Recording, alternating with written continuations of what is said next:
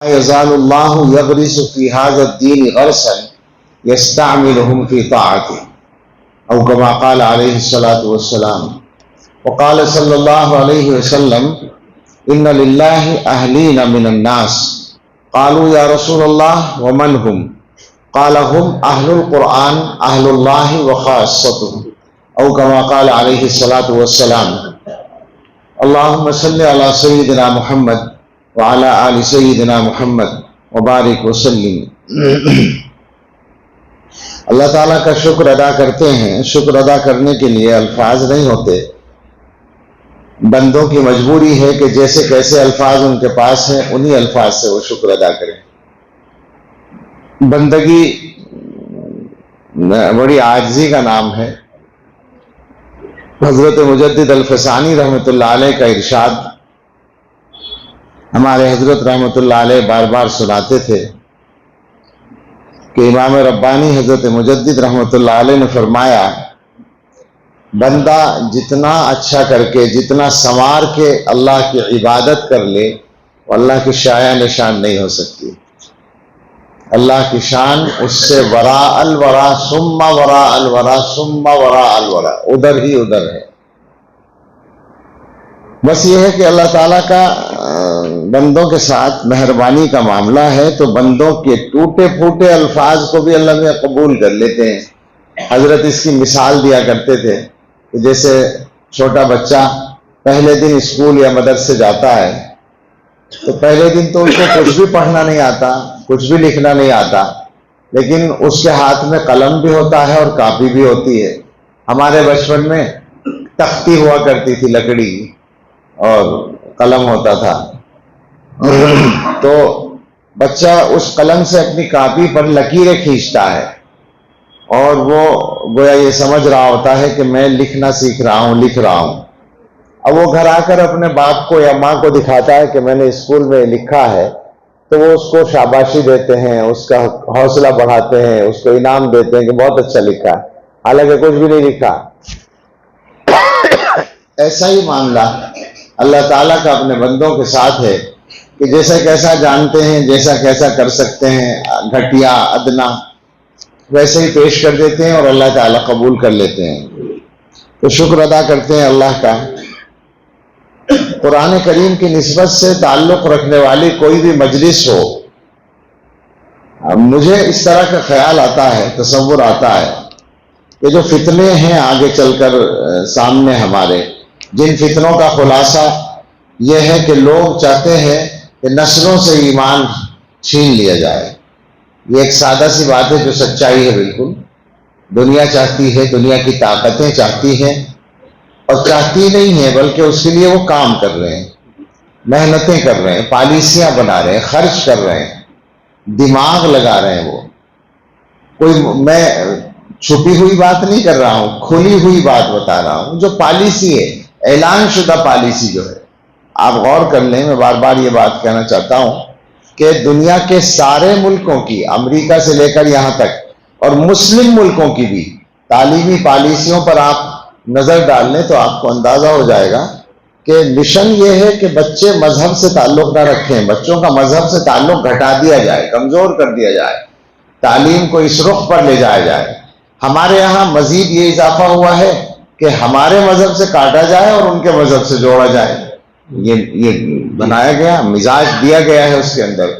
تو ایسے حالات میں یہ جو مجلسیں ہیں جن میں بچے اللہ کا کلام پڑھتے ہیں اور اللہ کا کلام یاد کرتے ہیں اور اللہ کے کلام کی پڑھنے کی تکمیل ہوتی ہے, افتتاح ہوتا ہے, دعائیں ہوتی ہیں, ہم سمجھتے ہیں کہ اللہ تعالیٰ ان مجلسوں کو قبول کر لے تو ان کی برکت سے نسلوں کے ایمان بچ جائیں گے انشاءاللہ, اور پھر یہ سلسلہ جاری رہے گا. یہی اصل سعادت ہے. حقیقت یہ ہے کہ جن علاقوں میں آزمائشیں آئی ہیں اور گویا ایمان کو خطرات پیش آئے ہیں, وہاں بھی اگر قرآن کی تعلیم جاری رہی, علاقوں میں جیسے روس کے علاقوں میں, ترکی کے علاقوں میں اور بھی بعض جگہ یہ ہوا کہ اسلامی حکومتیں ختم ہوئیں اور اسلام کو مٹانے کے پلان بنے اور ان پر علل اعلان عمل ہوا, تو جہاں قرآن کی تعلیم کا سلسلہ جاری رہا وہاں وہ اپنے مشن میں کامیاب نہیں ہوئے. روس کا سارا علاقہ اس کی مثال ہے, ترکی کا سارا علاقہ اس کی مثال ہے. آپ اٹھا کر تاریخ پڑھیں گے تو ملے گا کہ ان لوگوں نے قرآن کی تعلیم کو باقی رکھا. کیسے رکھا پوری تاریخ ہے, انہوں نے بڑی قربانیاں دی ہیں. آپ نے حضرت کے سفر نامے میں اگر بعض لوگوں نے پڑھا ہوگا سفر نامہ لاہور سے طاقہ کے بخارا اور سمرقند, تو اس میں بھی کچھ واقعات حضرت نے لکھے ہیں کہ ان لوگوں نے اس طرح سے گویا قرآن کی تعلیم کو بچایا کہ کھلم کھلا تو دور کی بات ہے, گھروں میں بھی قرآن پڑھانے پر پابندی تھی. چیک کرتے تھے باقاعدہ آ کر, اگر عربی کا کوئی ورق بھی مل جاتا تھا تو اس کو بھی قرآن مانتے تھے اور گرفتار کر لیتے تھے. دین کا کوئی کام نہ ہو. ایسے حالات میں ان لوگوں نے تہخانے بنا کر ان میں تعلیم جاری رکھی, اور کھلے کھلے میں ایسے رکھی کہ ٹیلرنگ سکھانے کے کارخانے, سلائی سکھانے کے کارخانے, ٹیلر صاحب بیٹھے ہیں اور سلائی سکھائی جا رہی ہے اور زبان سے قرآن پڑھایا جا رہا ہے. ہاتھ چل رہے ہیں قینچی اور سوئی پر, کپڑے پر, اور زبان سے ایک ایک لفظ کر کے بچوں کو سکھا رہے ہیں. قرآن سامنے نہیں رکھ سکتے. حضرت نے لکھا ہے اس میں کہ ایک جگہ حضرت کو لے گئے اور ان لوگوں نے کہا کہ حضرت یہ ہمارے لوگ ہیں جنہوں نے پابندی کے زمانے میں قرآن حفظ کیا ہے, تو آپ ان سے قرآن سنیے.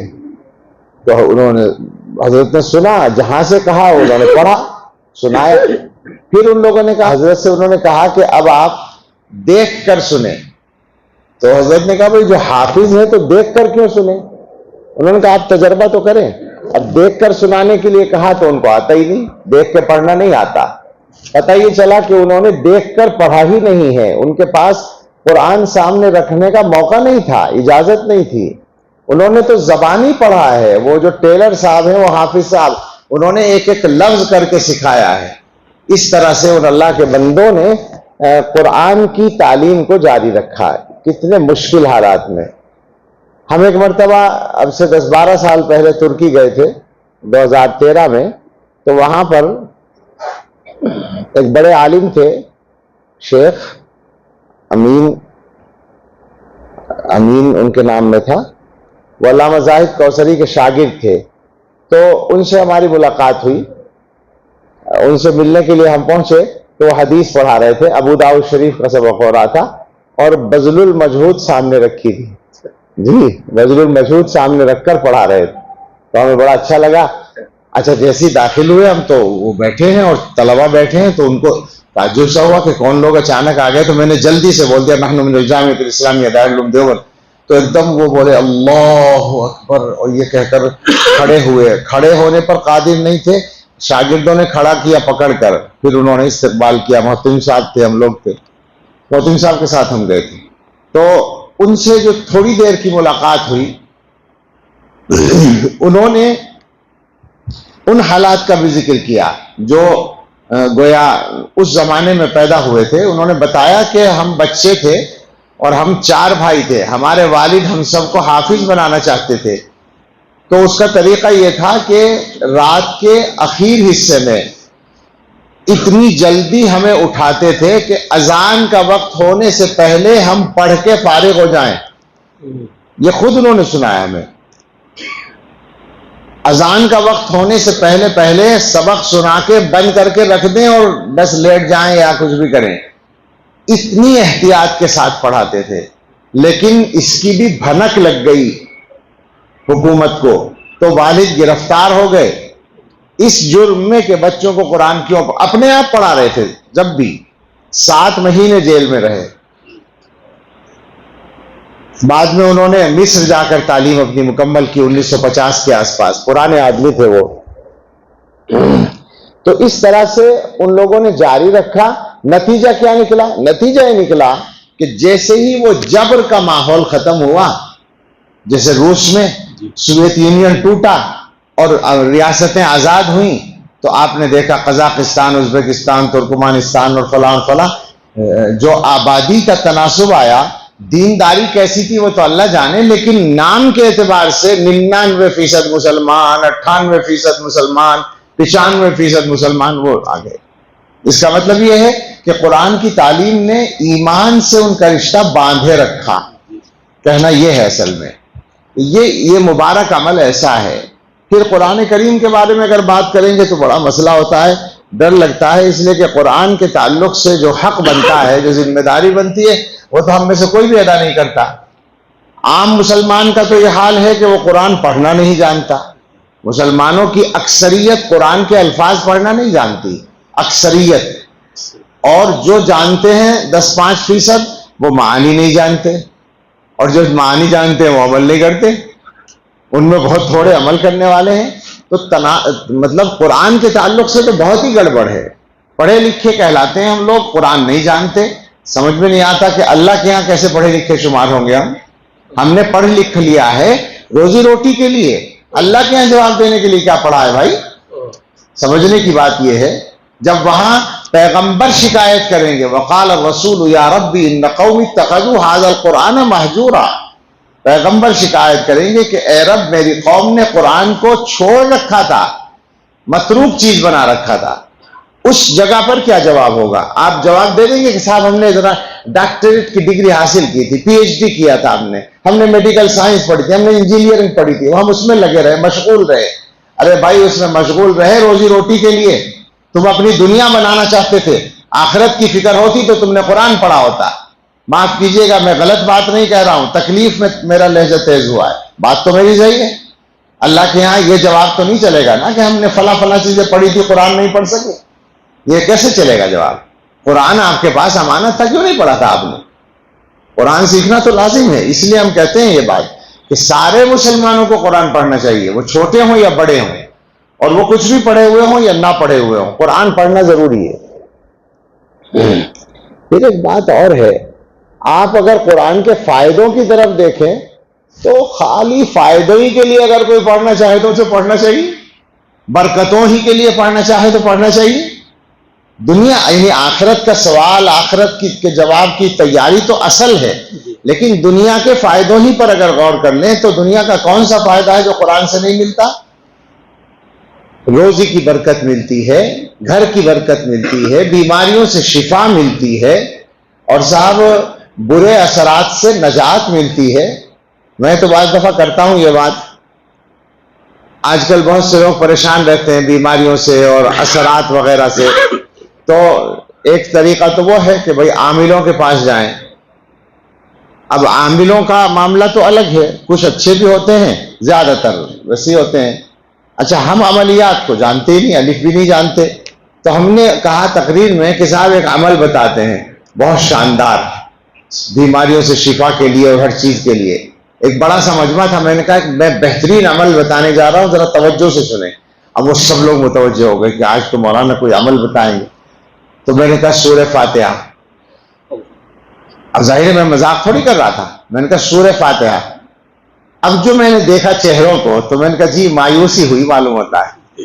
آپ یہ سوچ رہے تھے کہ عمل بتانے جا رہے ہیں تو یہ بتائیں گے کہ صبح کو جب سورج نکلنے والا ہو تو اس سے پہلے پورب کی طرف منہ کر کے ایک ٹانگ اٹھا کے اور ایک ٹانگ سر پہ رکھ کے اور ہاتھ کمر پہ رکھ کے 375 مرتبہ یہ کلمہ پڑھیں، یہ الفاظ پڑھیں تو انشاءاللہ فلاں کام سب ہو جائیں.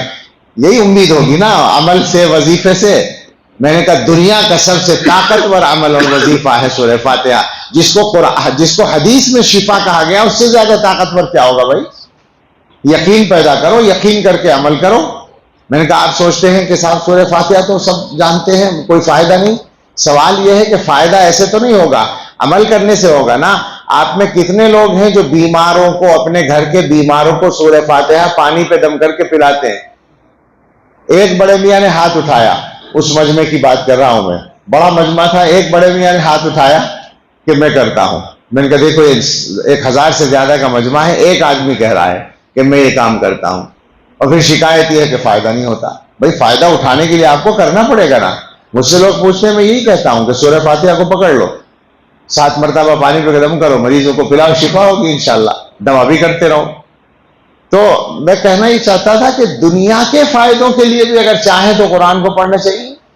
اور ایک وہ فائدہ ہے جو ابھی حدیث میں نے پڑھی ہے، رسول اکرم صلی اللہ تعالی علیہ وسلم نے یہ فرمایا ہے کہ ارشاد فرمایا ان للہ اہلین من الناس، اللہ تعالیٰ کے کچھ خاص لوگ ہوتے ہیں. خاص لوگوں کو سمجھانے کے لیے حضور نے وہ لفظ استعمال کیا ہے جو گھر والوں کے لیے بولا جاتا ہے. اہل عربی کا لفظ ہے، اردو میں بھی آپ بولتے ہیں، اہل خانہ تو بولتے ہی ہیں نا. اہل کا جو لفظ ہے، چونکہ دنیا میں سب سے قریبی گھر والے ہوتے ہیں، اس لیے یہ لفظ بولا گیا ہے. لوگوں میں سے کچھ لوگ اللہ تعالیٰ کے اہل ہوتے ہیں. اب اللہ کی شان یہ ہے کہ نہ بیوی ہے، نہ اولاد ہے، نہ والدین ہے، سب سے پاک ہے اللہ تعالیٰ. تو اہل ہونے کا مطلب یہ ہے اللہ کے ایسے قریب ہوتے ہیں جیسے کسی کے گھر والے قریب ہوتے ہیں.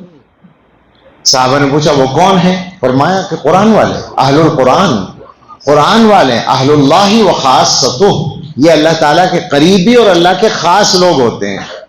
اب آپ سوچ رہے ہیں کہ دنیا میں کسی بڑے آدمی کے قریبی بننے کے لیے ہم کتنی کوشش کرتے ہیں، اور دنیا کا بڑا ہو پھر تو سبحان اللہ بہت ہی لوگ چاہتے ہیں کہ صاحب بڑے اس سے بتاتے ہیں لوگ کہ فلاں نیتا جی جو ہے مجھے بائی فیس جانتے ہیں، نہیں بولتے، یعنی مجھے چہرے سے پہچانتے ہیں، انہیں بائی نیم بھی جانتے ہیں، بائی فیس بھی جانتے ہیں، مجھے دیکھ کر پہچانتے ہیں کہ فلاں صاحب. بڑا فخر ہوتا ہے کہ فلاں نیتا جی، فلاں لیڈر، فلاں منسٹر جو ہے مجھے جانتے ہیں.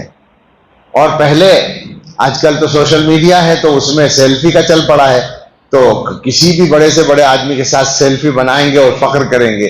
اور پہلے اخبار میں اگر نیتا جی آئے ہیں اور ان کے گروپ فوٹو میں کہیں ایک کونے میں آدھا چہرہ آ گیا تو دکھائیں گے اپنے دوستوں کو کہ دیکھو وہ جو میں نظر وہ جو ادھر نظر آ رہا ہے نا وہ میں ہی کھڑا ہوں. تو گویا ان کے ساتھ میں خالی نظر آنے کو اپنے لیے عزت کی بات سمجھ. نہیں میں غلط کہہ رہا ہوں کیا؟ دنیا کا ماحول تو یہی ہے نا. تو یہ بیچارے لوگ جن کی بڑائی آپ کے طفیل میں ہے، ان کے ساتھ تعلق کو آپ اتنا اہم سمجھتے ہیں. وہ جو سارے بڑوں کا بڑا ہے، وہ جو احکم الحاکمین ہے، وہ جو خالق کائنات ہے، وہ جو قادر مطلق ہے، اس کے قریب ہونے کی کوشش کرو نا بھائی. اس کے قریبی آدمی بن جاؤ، اس نے راستہ دکھا رکھا ہے، کوئی مشکل نہیں ہے. مسئلہ کیا ہے؟ آنکھوں پہ چشمہ الٹا لگا ہوا ہے، الٹا چشمہ. آج کل ایک چینل بھی ہے الٹا چشمہ کے نام سے، ہے نا، ہماری طرف چلتا ہے، یو سی کہتا ہے الٹا چشمہ. تو چشمہ الٹا لگا رکھا ہے، دنیا کو اوپر کر رکھا ہے، دین کو نیچے کر رکھا ہے، اس لیے ساری مصیبت ہے. حالانکہ اگر دین کو اوپر کر لیں گے، دنیا کو نیچے کر لیں گے، تو بیچاری دنیا پھر بھی مجبور ہے آنے پر، وہ آئے گی، کچھ کمی نہیں آئے گی، یاد رکھ لیں. مگر نظریہ غلط ہے ہم لوگوں کا. آخرت کو مقصد بنانا ہے، یہ ایک بنیادی وہ ہے مضمون کہ آخرت اصل ہے، دنیا نمبر 2 پر ہے. عمل یعنی ترتیب کے اعتبار سے، واسطہ پڑھنے کے اعتبار سے دنیا نمبر 1 پہ نظر آتی ہے، مگر جہاں دنیا ہے وہیں آخرت بھی تو ہے نا. مطلب یہ کہ پیسہ کمانے کا موقع ہے، آپ پیسہ کما سکتے ہیں، مگر وہ پیسہ ناجائز راستے سے آ رہا ہے تو کیا حکم ہے؟ چھوڑنا ہے. آپ کی نظر میں آخرت اصل ہے تو آپ چھوڑ دیں گے، دنیا اصل ہے تو کمائیں گے. بس یہی مقصد ہے کہ دنیا کو اصل مت بنائیے، آخرت کو اصل بنائیے. اچھا ہوگا کیا؟ کوئی نقصان نہیں ہوگا، بے فکر رہیں، کوئی نقصان نہیں ہوگا. ہمارے حضرت کی بات مجھے یاد آئی. حضرت اب گئے ہیں دنیا سے تو ان کی صفات پر بات کرنا بہرحال پہلے کے مقابلے میں اب آسان ہو رہا ہے. اور مولانا یاسین صاحب بیٹھے ہیں میرے سامنے. اب میں کہوں بے تکلف کہہ رہا ہوں آج کل کہ اب جیسے جیسے وقت گزرے گا تو حضرت کی شخصیت ابھرتی جائے گی. آپ دیکھیے گا یہ بندہ گناہگار بول رہا ہے، اب اس کا مطالعہ ہوگا نا، اس شخصیت پتہ چلے گا کہ انہوں نے کیا کیا ہے. ابھی تک تو کچھ آڑ تھی، کچھ پردے تھے، اور جو میرے دل میں شکایتیں افراد سے نہیں ہیں، ایک مزاج سے ہیں، وہ الگ ہے، اس پر کبھی اور بات ہے. لیکن اسے شکایت کو چھوڑیں. اصل یہ ہے کہ ایک ایسا انسان جس کا فیض اس کی زندگی میں دنیا کے سارے ملکوں میں پہنچا، ایک ایسا انسان جس کی وجہ سے دنیا کے بہت سارے بے دین لوگ دیندار بنے ہو.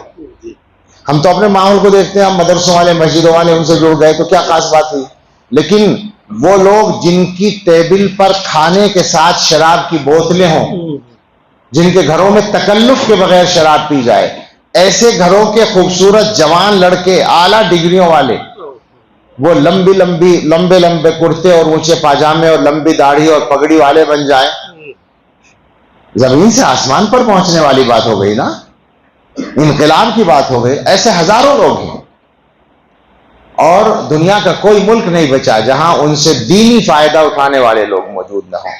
اور ایسے ممالک تو بے شمار ہیں جہاں سینکڑوں، ہزاروں یا لاکھوں آدمی ہیں جنہوں نے فائدہ اٹھایا ہے. پھر محبوبیت کا یہ عالم اور اس کے بعد وفات پر جو غم کی کیفیت ہے وہ تو آپ دیکھ رہے ہیں. مجھے تو لوگ ہر جگہ اسی طرح کے ملتے ہیں. میں نے بڑے بڑے حضرات کے حادثہ وفات دیکھے ہیں اور ظاہر ہے کہ مجھے بھی غم ہوا، سب کو غم ہوتا ہے، لیکن سارے بڑوں کے جانے پر غم ہوتا ہے امت کا. لوگ کہتے ہیں بھائی بڑے آدمی چلے گئے، امت کا بڑا سہارا تھا، بڑا نقصان ہو گیا. یہ غم ایسا ہے کہ ہر آدمی ذاتی غم سمجھے بیٹھا ہے اس کو. ہر آدمی سمجھ رہا ہے کہ میری ذات کا غم ہے. ہر جگہ لوگ اس طرح کے موجود ہیں جو یہ کہہ رہے ہیں کہ ہم ملنا چاہتے تھے نہیں مل سکے، ہم بیعت ہونا چاہتے تھے نہیں ہو سکے. ذاتی غم بنا رہے ہیں. کتنے ہی لوگ مجھ سے یہ الفاظ بول چکے ہیں کہ ہمیں والدین کا بھی ایسا غم نہیں ہوا تھا جیسا حضرت کے جانے کا ہوا ہے. تو یہ کیا چیز تھی؟ جب آدمی کی نظر آخرت پر ہو جاتی ہے تو وہ اللہ کا بن جاتا ہے، اللہ کا مقرب بندہ بن جاتا ہے. انہوں نے اللہ کو دنیا میں بہت زیادہ یاد کیا تھا، اللہ کے ذکر پر دنیا میں بہت زیادہ محنت کی تھی اور اپنی گویا ذات کو سنت کے دائرے میں ڈھال دیا تھا. میں یہ بتا رہا تھا کہ میں نے حضرت کو دیکھا تیز لہجے میں بات کرتے ہوئے کبھی نہیں دیکھا. ڈانٹنا ان کا یہ تھا کہ وہ جو عام لہجہ تھا شفقت والا، وہ لہجہ چھوڑ کر سادہ لہجے میں بات کریں تو وہ ڈانٹ ہے.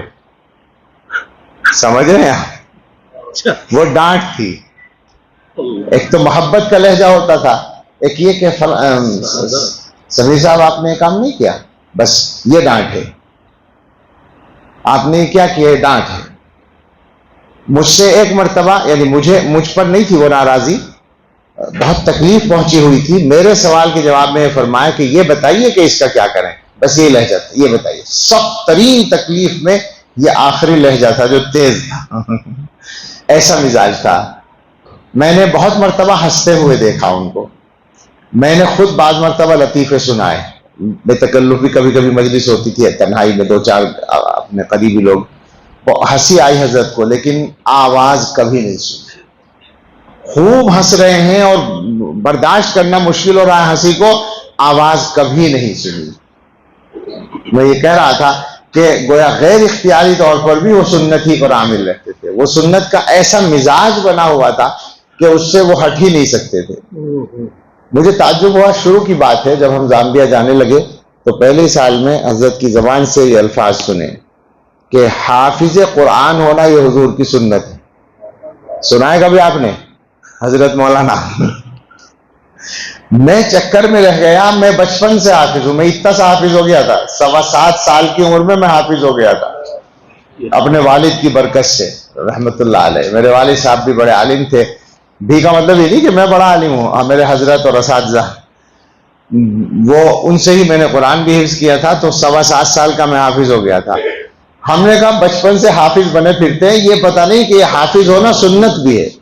کیونکہ رسول اللہ صلی اللہ علیہ وسلم کو پورا قرآن یاد تھا، آپ حافظ قرآن تھے، تو جو آدمی حفظ کر رہا ہے وہ حضور کی ایک سنت پوری کر رہا ہے. یہ بات کہیں اور نہیں ملی، حضرت سے ملی. تو اب آپ سوچیں کہ سنت کا وہ کیسا رنگ تھا جو ہر جگہ اس طرح نکل کر سامنے آتا تھا. میری سمجھ میں نہیں آتا. عجیب انسان تھے، عجیب. اللہ تعالیٰ نے ایک خاص بندہ اپنا پیدا کر کے دکھایا تھا.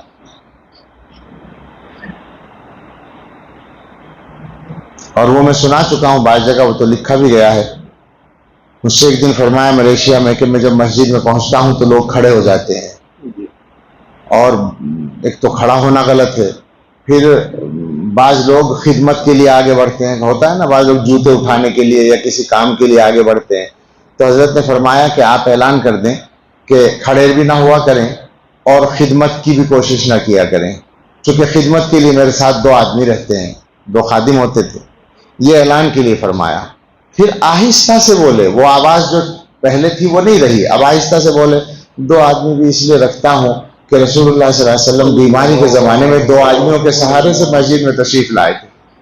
یعنی یہ عجیب محبت کا یہ عالم تھا کہ حضور بیماری میں ایک مرتبہ حجرہ مبارک سے مسجد میں آئے ہیں تو 2 آدمیوں کے کاندھوں پر آپ نے سہارا لے رکھا تھا، اس خیال سے 2 خادم کے وجہ سے اس میں بھی اتباع ہو جائے۔ نہ 1 بھی نہیں 3 بھی نہیں۔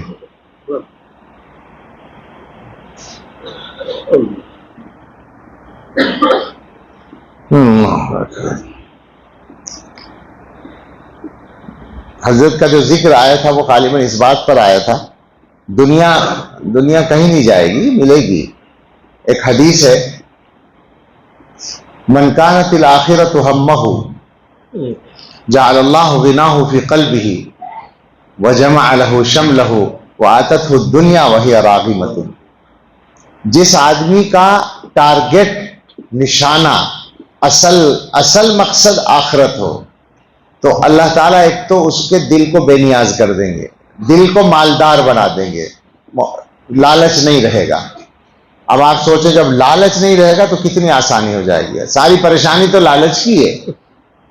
آپ 2 منٹ کے لیے سوچ لیں کہ میں کسی سے امید نہ رکھوں تو زندگی آسان ہے۔ دوسرے، اس کے معاملات کو اللہ تعالیٰ ٹھیک کر دیں گے، یعنی کنفیوژن نہیں رہے گا کاموں میں، انتشار نہیں رہے گا، اطمینان آ جائے گا۔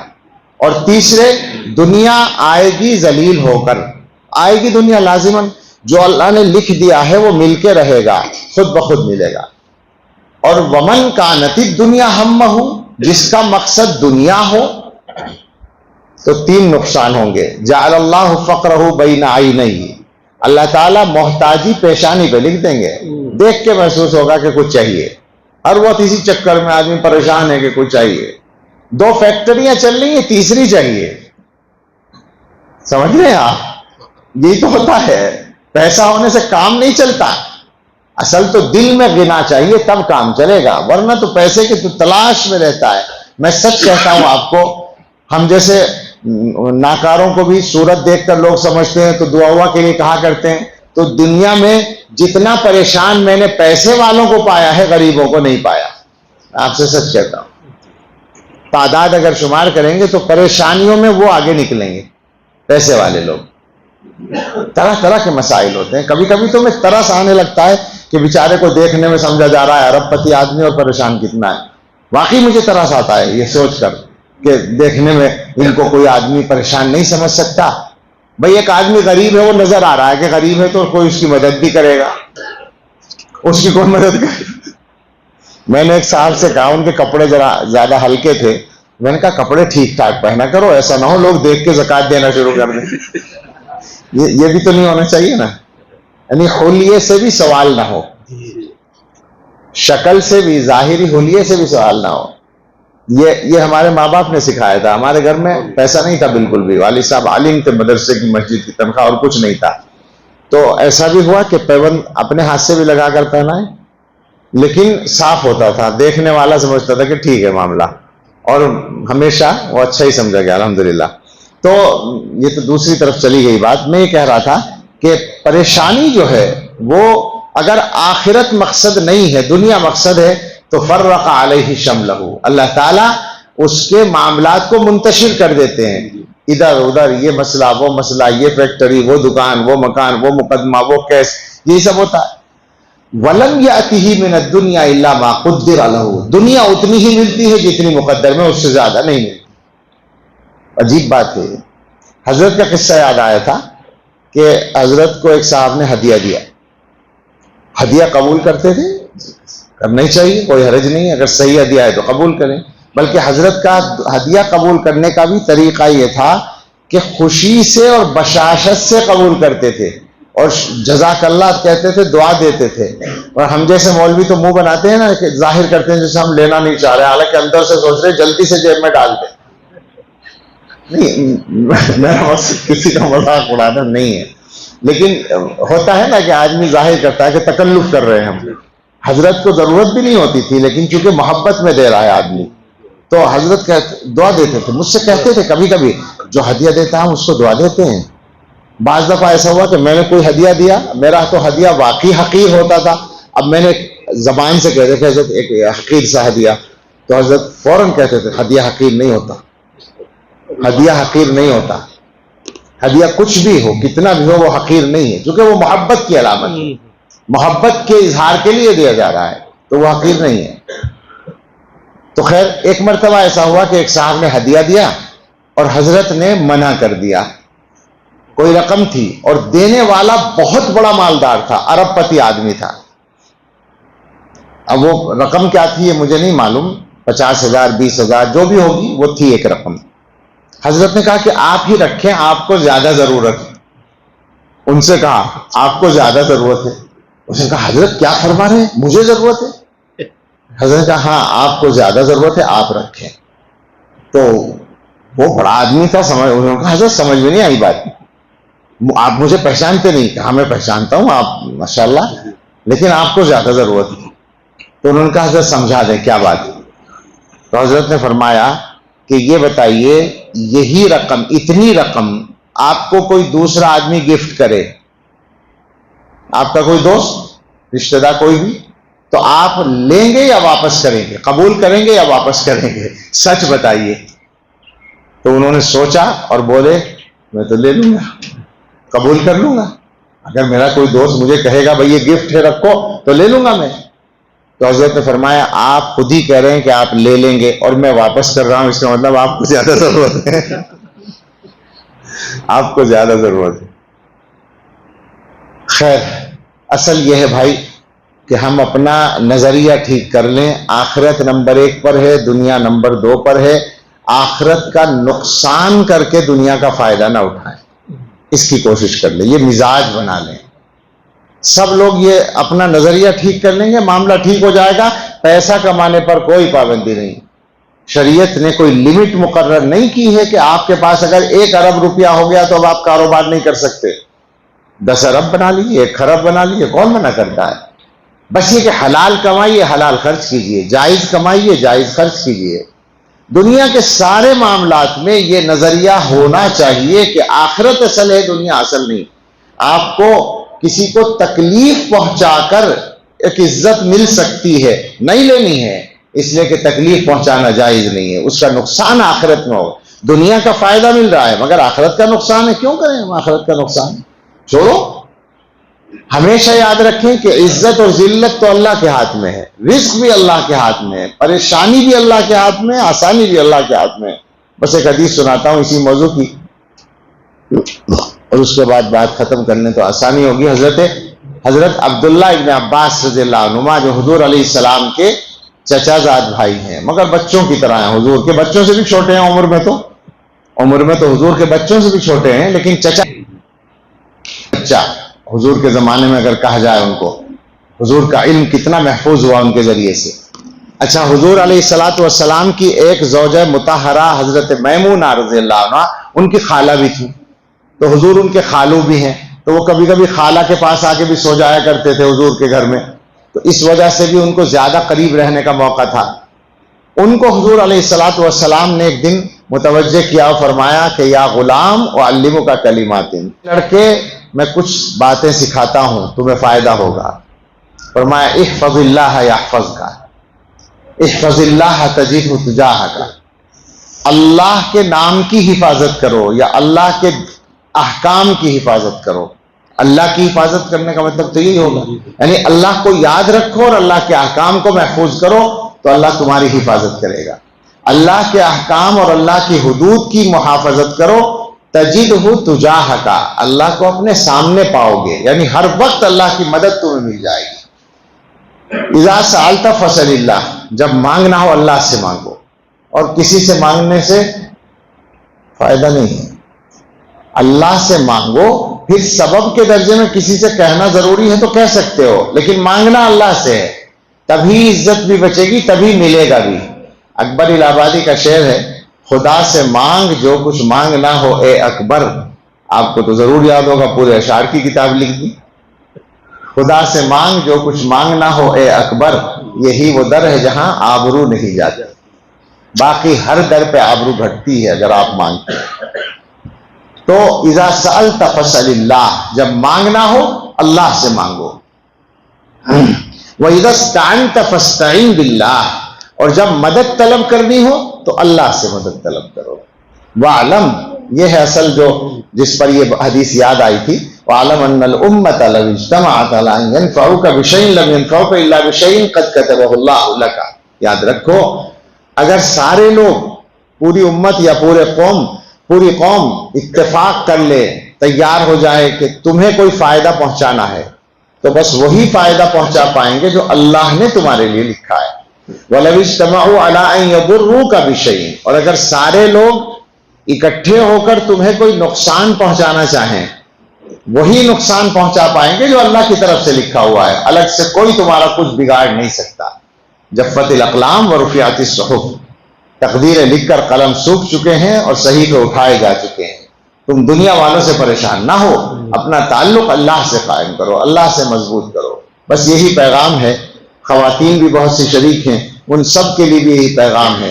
یہ سارا بیان جتنا مردوں کے لیے ہے، میرا خیال ہے ایک لفظ بھی ایسا نہیں ہے جو عورتوں کے لیے نہ ہو. بہت سے لوگ ایسا بیان سن کر آخر میں کہا کرتے ہیں کہ خواتین بھی ہیں. تو ارے بھائی، یہ جو ساری دین کی باتیں کیا خالی مردوں کے لیے ہیں؟ خواتین کے لیے خالی پردے کی بات کرنی ہے اور کوئی بات نہیں ان کے لیے. سارا دین مشترک ہے. میں یہ بات کہا کرتا ہوں کہ بہت سے لوگ خواتین میں بیان کرنے کے لیے 2-3 موضوع تلاش کرتے ہیں پردے وردے کے، حالانکہ سارے عقیدے مردوں عورتوں میں مشترک. عبادتوں میں صرف نماز کی نیت باندھنے میں اور سجدے کے اور بیٹھنے کے طریقے میں اتنا سا فرق ہے. باقی ساری نماز ایک جیسی، جو اس کو پڑھنا وہ اسی کو پڑھنا. ساری نمازوں کی رکعت برابر ہے، کوئی فرق نہیں. روزوں میں کوئی فرق نہیں، زکوٰۃ میں کوئی فرق نہیں، حج میں احرام میں فرق ہے اور ذرا سا بال کاٹنے میں فرق ہے، وہ بھی عورتوں کی وجہ سے، عورتوں کی رعایت میں. اور صاحب معاملات میں اور معاشرت میں اخلاق میں سارے احکام مشترک ہیں. اس لیے ہر بات جو مردوں کے لیے ہے وہ عورتوں کے لیے بھی ہے. تو ہم سب اپنا نقطۂ نظر ٹھیک کر لیں، آخرت کو نمبر 1 پر کر لیں، دین کو اوپر کر لیں اپنی نظر میں. اچھی طرح سے یاد رکھیں، وہ حدیث بھی سن لیں. من آتاہ اللہ القرآن، بچے بیٹھے ہیں جنہوں نے قرآن پڑھا ہے. من آتاہ اللہ القرآن ثم علم ان احدا اوتی خیرا منہ فقد حقر ما عظمہ اللہ. جس شخص کو اللہ تعالیٰ نے قرآن دیا، پھر اس نے یہ سمجھا کہ کسی کو اس سے اچھی چیز ملی ہے، تو اس نے اس کلام کی توہین کر دی، تحقیر کر دی جس کو اللہ نے عظمت عطا کی. تو آپ بچوں کو جو چاہیں پڑھائیں، آپ جانیں، مگر قرآن سے محروم نہ کریں بچوں کو. اس کا عہد کر کے یہاں سے اٹھیں. اللہ ہم سب کو توفیق عطا فرمائے. آمین. وآخر دعوانا الحمدللہ.